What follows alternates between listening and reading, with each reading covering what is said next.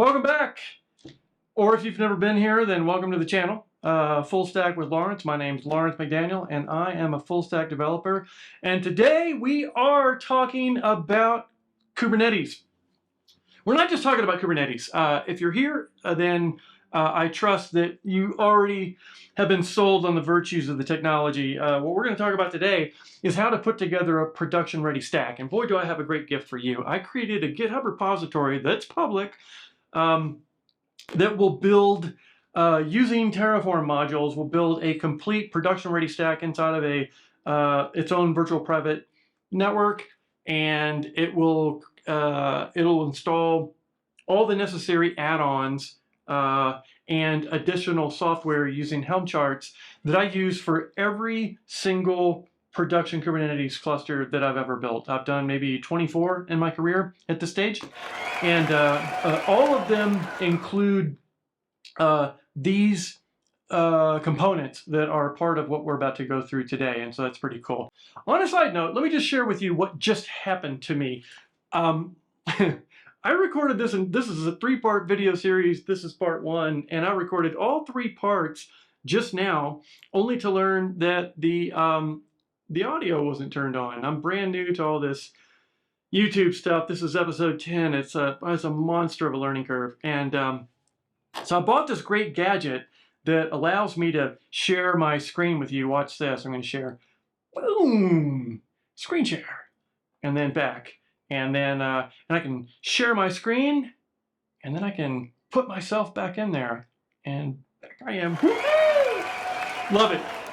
So anyway, it's a cool gadget, but I'm still getting used to it. And I neglected to turn on the microphone, and so all the video footage was all like silent movies, and so that sucks. So anyway, this is round 2. You're going to get the benefit of my practice run from just now. Here we go. All right, part 1. Let's create this thing. So let's roll the intro, and then let's get into building it right away. Lickety split.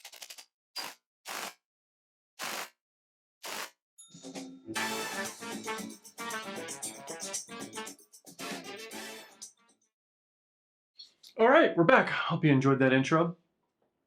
All right, this is not going to be a technical how-to in the traditional sense where I walk you step by step, because it's a lot of steps. It's a big repo. It's got maybe 2,500 lines of Terraform code in it, and it has excellent documentation. So I want to impress that upon you right now. Let me share the screen without further ado.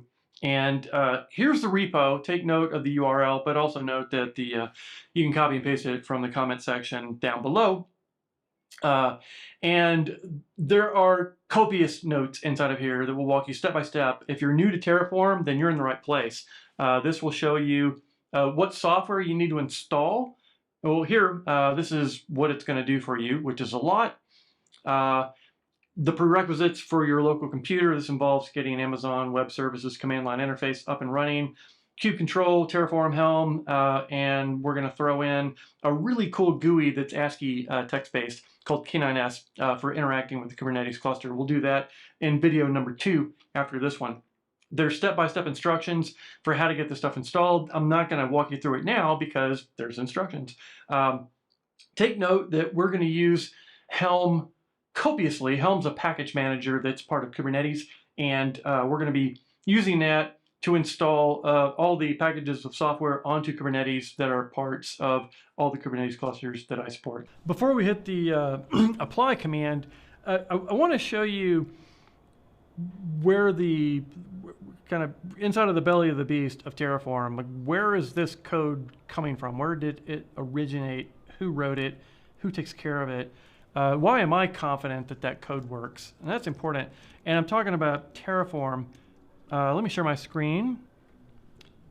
Hello, and I'm going to open up VS Code, and here's what I'm getting at. So here inside of the main Terraform module, what we see are these high-level calls, and so my module EKS doesn't make any resources. There's no data calls. There's no resource calls. There's nothing happening. There's just this reference to some source, and so the reason for that is that Terraform modules can be recursive. Terraform modules can simply call other modules. And so let's go down the rabbit hole. It doesn't take very long. and we see that we need to go from the parent folder to modules to some, that's a folder, and that's this folder here. And from there, another folder called EKS. And so that source equals takes us into this. And in turn, if we go to the top of this main, now we see some data calls and some resources and whatnot. But these are ancillary resources. This looks like DNS records and some miscellaneous. The thrust of the creation is actually happening again inside of modules. And so the creation of the virtual private cloud itself is happening here. And so here, this, by contrast, that does not resolve to anything in the file system. There is no folder that's called Terraform AWS modules. So there's this trick that I want you to know about. I'm going to copy this text, and then what I'm going to do is I'm going to go over to a browser window. I'm just going to paste the text into a browser window and make a search on it. And when I do that, that text takes me directly to the Terraform registry, always. And so this is the home page for the Terraform registry, registered official module, in this case, written by AWS and maintained by AWS.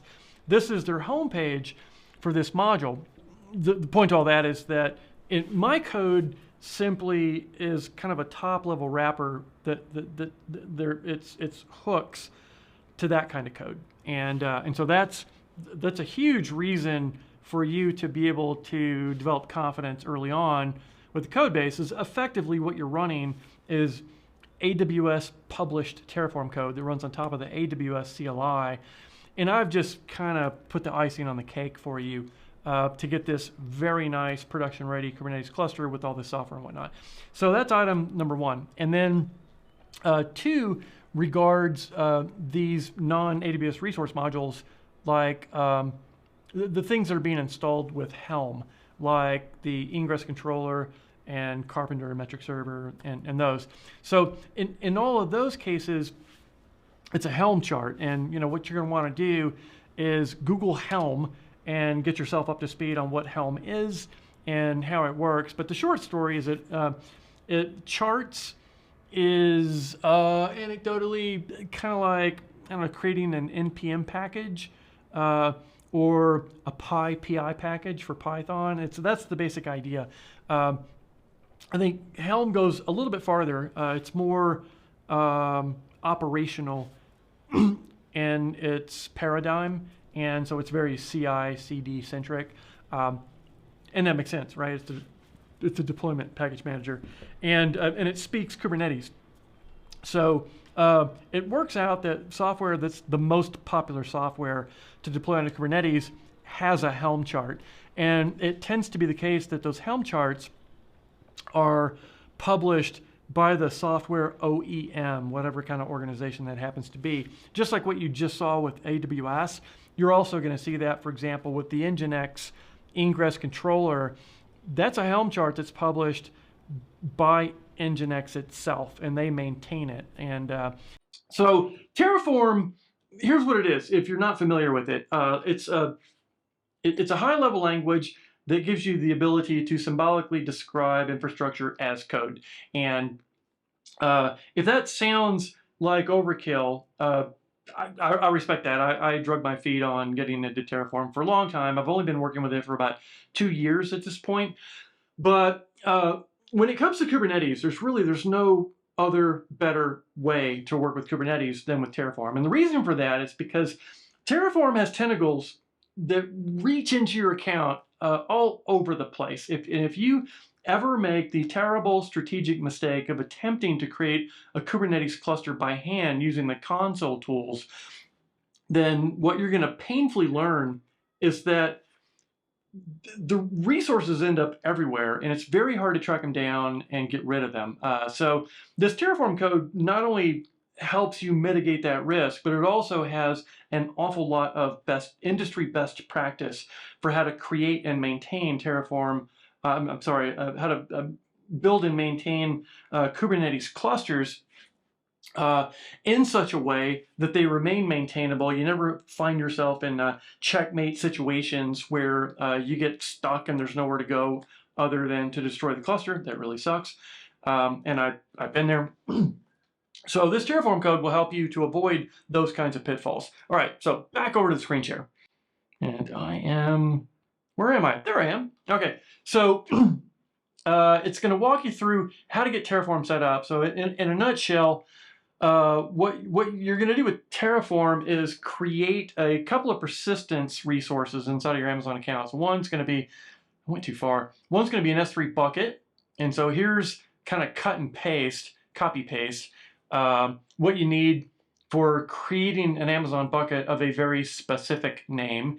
And then you're going to do the same thing with a less well-known set of resources in Amazon called DynamoDB. That's basically a way to do NoSQL database tables without building all the infrastructure. It's kind of a cool thing. Terraform will use the S3 bucket for managing and persisting state, whereas it will use the DynamoDB table for locking the Terraform environment while you're in the process of applying things. And so the second part, it's kind of imposed upon you in a draconian way, but in point of fact, it's really only useful if you work in a team environment. But if you're like me and you basically work solo all the time, then the DynamoDB part is not quite useful. I just grin and bear it. All right, so let's do this. Let's build a cluster. I'm not going to go any farther with the README because it does a pretty good job. I wrote it, but objectively speaking, it's pretty good README. Okay, so you're going to clone this, and then once you've done that, then we won't need to see this anymore, and we will be here. So I'm in a terminal window. I'm using Mac OS, and so it kind of looks Linuxy. But here's the repo, and what I'm going to do is I'm going to jump over to Terraform.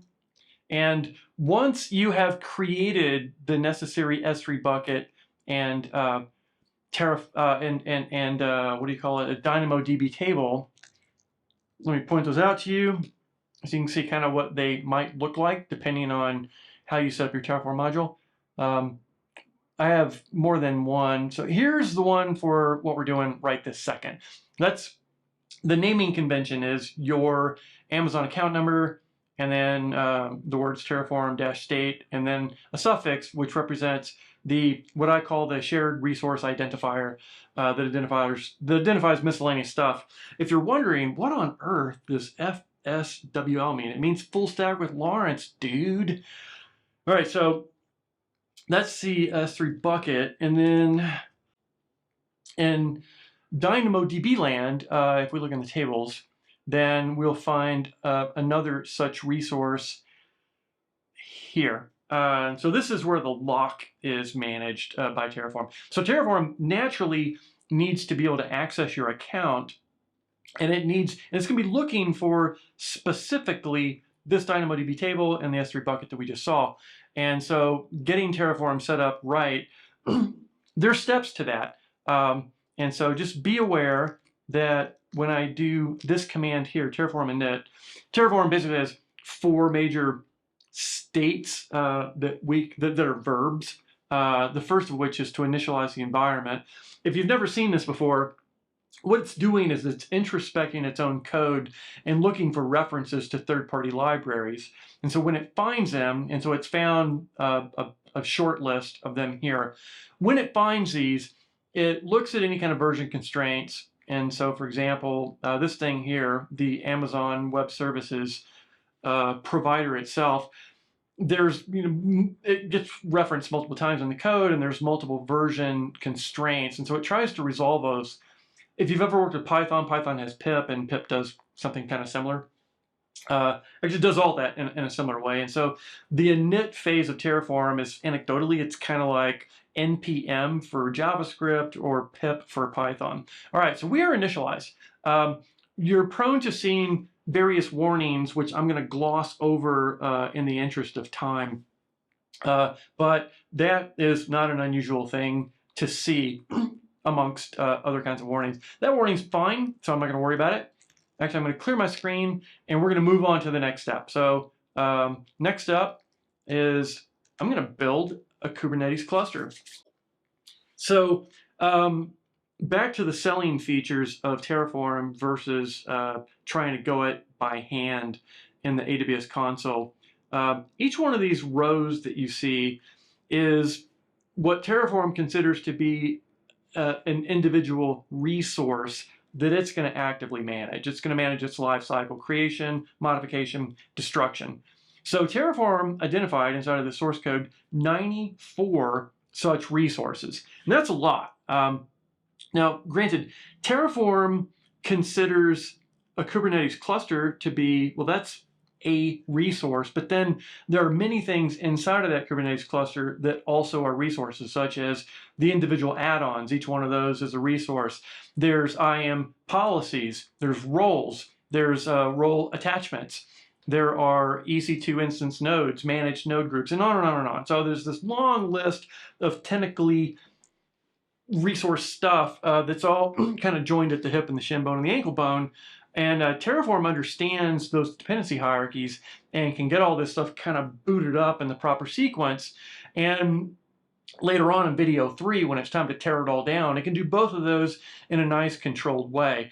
I would have to say 94 things. It's almost impossible for a human being to choreograph and execute 94 activities the same way reliably. And so that, in a nutshell, is my value proposition for Terraform. Without further ado, here we go. We're off to the races. And so it's busy creating things. Remember, it creates a virtual private cloud, VPC.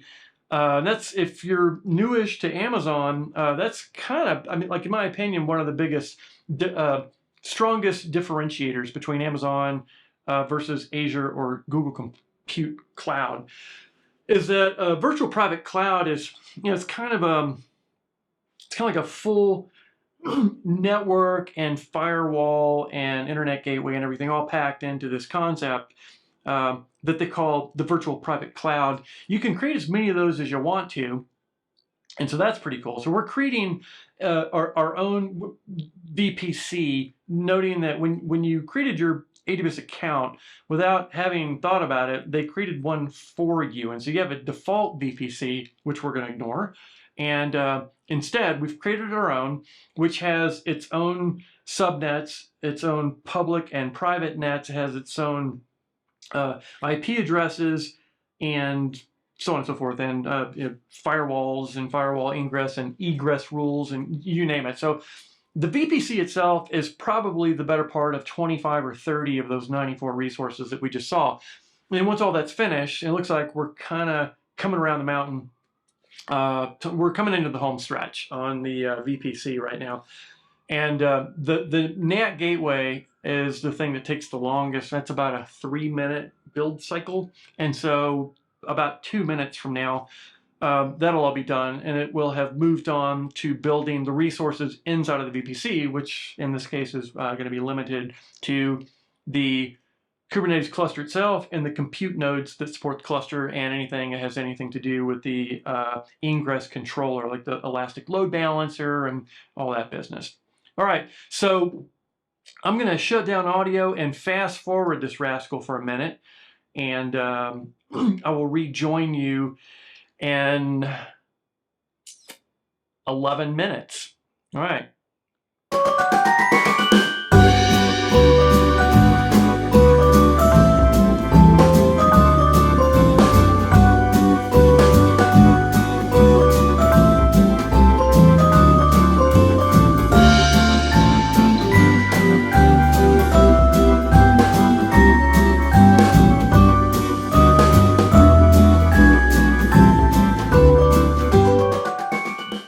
Things are going fine. The entire process takes about 15 minutes. There's multiple steps to bringing the cluster up. And so what's going on right now is it's creating this managed node group here.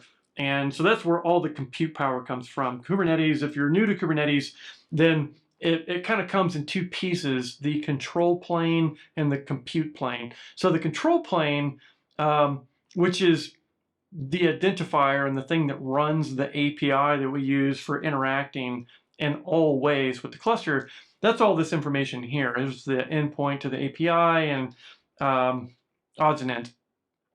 And meanwhile, the compute power itself has to come from, in the case of in Amazon speak, a node group, and those come in the managed and not managed, I guess, variety. And so it's within the managed node group that you set your parameters for what kind of EC2 instances will run, how those are selected, how you pay for them, and so on. And on that note, let me mention to you that this managed node group leverages spot-priced instances, and those cost 1/3 of on-demand pricing. So that is a huge deal. That alone pays for the EKS service. The ability to run spot price nodes. And so that's pretty cool. So we can see one node here. When I last refreshed, it said it wasn't ready yet. If I refresh, we'll probably see 2 nodes, and they're both up and they're both ready. It's probably not quite done yet, but it says it is. Yeah, so well, actually, it's making great progress. So it looks like the cluster itself is up and running at this point, and so we're now down to deploying the software packages using Helm, and so all that is in here for you. I'm going to pop open the source code and just make you aware of what you want to check out. But it looks like we're coming around the mountain and about to hit the goal line, and this video is going to be wrapping up any second now. And so while we wait, hey, if you find this useful, then consider subscribing to the channel and liking this video so that you can get more content just like this in the future. And either way, this is a 3-part series. This is part 1, part 2 is coming up, and you should see that somewhere. It looks like it's creating the DNS records right now. That's part of the nginx Ingress Controller, but we can check that out. So that's a good use of time. So over here in Route 53, noting that when you set up this repository, one of the things that you'll need to specify is the root domain, like example.com. Whatever that domain is, it needs to exist as a hosted zone inside of Route 53 in AWS. And then when you choose that, so in my case, I chose my personal domain, lawrencemcdaniel.com. And then meanwhile, the shared resource identifier that I chose for running this module is FSWL. That means full stack with Lawrence. Woohoo! It's going to create a hosted zone for that subdomain. And so that's here. And so what it's actually doing right now and chewing on is, let me open this up so we can see it, is it's created the hosted zone itself, which involves creating the NS records and the sort of authority record here. And then these also needed to be propagated up to the root domain. And I'm not going to show it to you, but I just borrow my confidence that Terraform added this very same record to the root domain, and that's what hooks this subdomain to that domain so we can manage this independently. And that's important because we want to be able to manage the complete lifecycle of all the resources. And so if the individual DNS records are going up inside of your root domain, then they're commingled with things that Terraform doesn't manage, and that's creepy, and you want to avoid that. I'm going to update this one more time. I think we might be finished. I kind of forgot. No, we're not finished. So the A record, let me put that in edit mode so you can see it better. That's pointing to an elastic load balancer, which we'll be able to see in just a second. And so that's kind of the big pipe that gets kind of all traffic pushed over into the general purpose ingress of the Kubernetes cluster. And then we've got a naked wildcard. I know that's not best practice, but that's what we're doing for purposes of this example. And so anything .fswl.lawrencemcdaniel.com is going to get picked up by this and routed inside. This TXT record you see by contrast, that's coming from cert-manager. If you're not familiar with cert-manager, it works in conjunction with Let's Encrypt, and its purpose is to generate and actively manage SSL certificates for any ingresses that are part of any URL endpoints for your services that are being hosted by the cluster. It's a big mouthful, but rewind if you need to. What's going on here is a challenge record. This is, if you've ever generated an SSL certificate with Let's Encrypt or any other service, the basic idea is that it needs to be able, as a trusted third party, it needs to be able to verify your control of the fully qualified domain that you're specifying to it. And so it's kind of normal to do that with a TXT record. So this record is temporary. It'll get deleted in due time, and it might be gone. It's not gone yet. No, it is gone. So when that TXT record disappears, what that means is that cert-manager finished that verification process, and it knows that you control that domain, and that's going to streamline the process for further SSL certificates in the future. Good stuff. All right, moving on. Let me see. We should be finished now, and we are. So we're finished, and we got another sharp elbowed comment from Terraform. This time, this comes from the Terraform module for Elastic Kubernetes Service that's authored and maintained by AWS. And so they've got a line of code inside of their module that looks like it's subject to deprecation. Yeah, deprecation. So it's a deprecation warning. I'm not going to worry about it because AWS is that's a great team. Those guys are all over it. And I'm sure that at the appropriate time, they'll take care of this. Now, or maybe it's just a version bump on my part. Hard to say. But so now, for good measure, let me do this. Actually, I'm going to do the same command over again. Terraform apply. Last time what we saw was it wanted to create 94 resources, modify none, and destroy none. What we should see, I think, no, I'm not positive, is give or take, not create any. Actually, we should see 0. We should see not create any, probably going to update a couple, and then not going to delete any. And that's exactly what we see. That's here. So I just ran this, just a second ago. And so anything that needed to be created got created. We haven't changed anything ourselves by our own hand. And so namely, we haven't eliminated anything from Terraform, so there definitely shouldn't be anything to destroy, but we do have 9 things to change. And so examples of that are Terraform resources that are stateful. So for example, they include a timestamp as part of what Terraform uses for managing the state. And so anything like that, and so apparently 9 of 94 have a situation like that, then every single time that you run Terraform, those are subject to getting updated. And a lot of those turn out to be false positives. It says they need to be updated, and then when it executes, in truth, it actually doesn't do anything at all. Hope you found that useful, and see you in video 2. What we're going to do in video 2 is we're going to manage this cluster. We're going to make some changes. We'll make some changes in Terraform. We'll rerun Terraform. We will manage, we'll edit some manifest inside of the Kubernetes cluster. We'll take a hard look at Grafana. We'll get logged into Grafana. It's going to be great. And then in video 3, we're going to tear it all down, and it's all going to go away. So if you see any passwords, tough luck, man. They're only going to work for as long as you're watching these videos. All right, ciao, guys. See you in the next video.